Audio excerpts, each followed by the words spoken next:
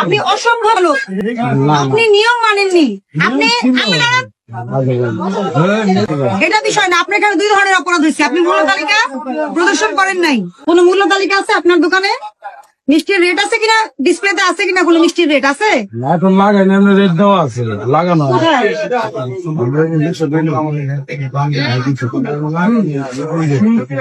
ও আচ্ছা, সন্দুকের মধ্যে দিয়ে রাখছেন, সন্দুকের মধ্যে বন্ধ করে রাখছেন। দাম বেশি তেল রাখছেন, এটা তো বুঝে রাখছেন নাকি না বুঝে রাখছেন? এটা তো বুঝে রাখছেন, চোখে দেখা যায় না? 200 টাকা চোখে দেখা যাচ্ছে কিনা? হ্যাঁ, আপনার দোকানে পাওয়া গেছে। আপনার এগুলি কার সাজিয়ে? তো আপনার মনে হয় নাই যে তীর এত বড় বড় বসুন্ধরা কোম্পানি, তারা আর তেলটাকে একই রকম দেখতে? ভিতরে যান, এত কিছু তো আমাকে বুঝায় লাভ নাই। আপনি দেখান তাহলে, যে দিছে আপনাকে ভাউচার দিছে, ভাউচারটা দেখেন। দোকান পরিষ্কার করা কেমন কাজ?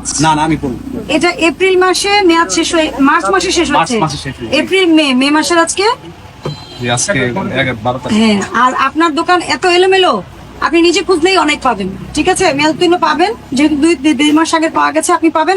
2023 সালের মেয়াদ উত্তীর্ণ থাকা মানে আপনার এখানে প্রচুর মেয়াদ উত্তীর্ণ আছে, আপনি এটা দেখে নেবেন। কিন্তু আমরা যতগুলো পেয়েছি সব আপনার ডিসপ্লের অংশ নাকি আমরা নিয়ে আসছি?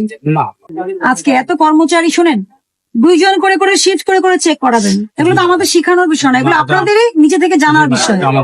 ঠিক আছে, সতর্ক হবেন ভবিষ্যতের জন্য। 5,000 টাকা জরিমানা করলাম, সতর্ক করলাম। এর পরের বার আসলে 50,000 টাকা জরিমানা করবো, শুধু এই কারণে। আপনাদেরকে একটা নিয়ম শেখানো যায় না। উঠান বোর্ড, উঠান। এত বড় একটা বোর্ড, আপনার কি মূল্য এই বোর্ডের? জীবনে কোনদিন লিখেছেন? আমাকে বলেন, জীবনে কোনদিন লিখছেন? হ্যাঁ, উঠান বোর্ডটা, উঠান।